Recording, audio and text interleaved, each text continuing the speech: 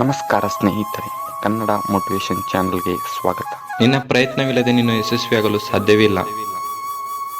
ನಿನ್ನ ಸಂಪೂರ್ಣ ಪ್ರಯತ್ನ ನಿನ್ನ ಕೆಲಸದಲ್ಲಿದ್ದರೆ ನೀನು ವಿಫಲವಾಗಲು ಸಾಧ್ಯವೇ ಇಲ್ಲ. ನಿರಂತರವಾಗಿ ನೀನು ಕನಸು ಕಾಣು. ನಿನ್ನ ಎಲ್ಲ ಕನಸುಗಳು ನಿನ್ನ ಯೋಚನೆಗಳಿಗಾಗಿ ಒಂದಲ್ಲ ಒಂದು ದಿನ ನನಸಾಗಿ ಆಗುತ್ತೆ.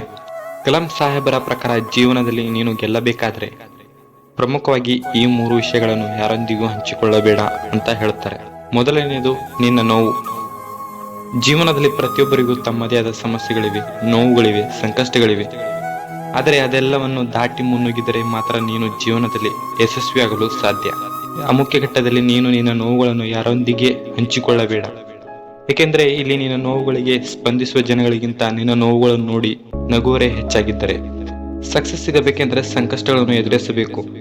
ನಿನ್ನ ನೋವುಗಳೇ ಯಶಸ್ಸಿನ ಮುಖ್ಯ ಭಾಗವಾಗಿರುತ್ತದೆ. ಕಷ್ಟಗಳು ಬಂದಿವೆ ಅಂತ ಪಟ್ಟಿದ್ದನ್ನ ಬಿಡಬೇಡ.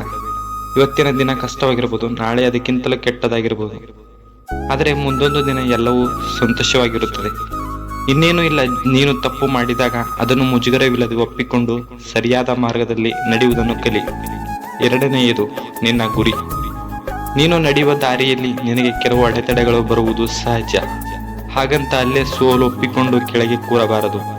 ಅದನ್ನು ಎದುರಿಸಿ ನಿಂತು ಗೆಲ್ಲಬೇಕು. ಅದೃಷ್ಟದಲ್ಲಿ ನಂಬಿಕೆ ಇಡಬೇಡ, ಪರಿಶ್ರಮದಲ್ಲಿ ನಂಬಿಕೆ ಇಡು. ಈ ಹಾದಿಯಲ್ಲಿ ನೀನು ಗೆಲ್ಲೋದಂತೂ ಪಕ್ಕ. ಆದರೆ ನೀನು ನಿನ್ನ ಗುರಿಯನ್ನು ಮುಟ್ಟುವ ಹಾದಿಯಲ್ಲಿ ಯಾರೊಂದಿಗೂ ನಿನ್ನ ಗುರಿಯ ಬಗ್ಗೆ, ನಿನ್ನ ಕನಸಿನ ಬಗ್ಗೆಯೂ ತುಟಿ ಬಿಚ್ಚಿ ಮಾತನಾಡಬೇಡ. ಯಾರ ಹತ್ರನೂ ನಾನು ಇದನ್ನು ಮಾಡ್ತೀನಿ, ನಾನು ಅದನ್ನು ಮಾಡಿಯೇ ತೀರ್ತೀನಿ, ನನ್ನ ಕನಸುಗಳನ್ನು ನನಸು ಮಾಡಿಯೇ ತೀರ್ತೀನಿ, ನಾನು ಏನು ಅಂತ ಎಲ್ಲರಿಗೂ ಗೊತ್ತಾಗುತ್ತೆ ಅಂತ ಯಾರ ಹತ್ರನೂ ಹೇಳಬೇಡ. ಏಕೆಂದರೆ ನಿನ್ನ ಗುರಿಯ ಬಗ್ಗೆ ನೀನು ಅವರಿಗೆ ಹೇಳಿದಾಗ ಅವರು ನಿನ್ನ ದಾರಿಯನ್ನು ತಪ್ಪಿಸುವಂತ ಕೆಲಸ ಮಾಡುತ್ತಾರೆ. ನಿನ್ನ ದಾರಿಯಲ್ಲಿ ಹೋಗುವುದಕ್ಕೆ ಯಾವುದೇ ಕಾರಣಕ್ಕೂ ಅವರು ನಿನ್ನನ್ನು ಬಿಡಲ್ಲ. ನೀನು ನಿನ್ನ ಗುರಿಯನ್ನು ತಲುಪಬೇಕಾದರೆ ನೀನು ನಿನ್ನ ಒಂದೇ ಮನಸ್ಥಿತಿಯಿಂದ ನಿರಂತರವಾಗಿ ಪ್ರಯತ್ನಿಸಬೇಕು. ಮೂರನೆಯದು ನಿನ್ನ ಯಶಸ್ಸಿನ ಗುಟ್ಟು. ಕಲಾಂ ಸಾಹೇಬರ ಪ್ರಕಾರ ನೀನು ನಿನ್ನ ಯಶಸ್ಸಿನ ಗುಟ್ಟನ್ನು ಯಾರೊಂದಿಗೂ ಹಂಚಿಕೊಳ್ಳಬೇಡ.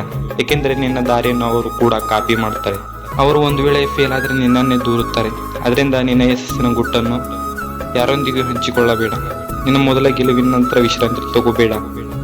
ಏಕೆ ಗೊತ್ತಾ, ಎರಡನೇ ಪ್ರಯತ್ನದಲ್ಲಿ ಒಂದು ವೇಳೆ ನೀನು ಸೋತು ಹೋದ್ರೆ ನಿನ್ನ ಮೊದಲ ಗೆಲುವು ಕೇವಲ ಅದೃಷ್ಟ ಅಂತ ಹೇಳಿಸುವುದಕ್ಕೆ ಬಹಳ ಜನ ಕಾಯ್ತಾ ಇರುತ್ತಾರೆ.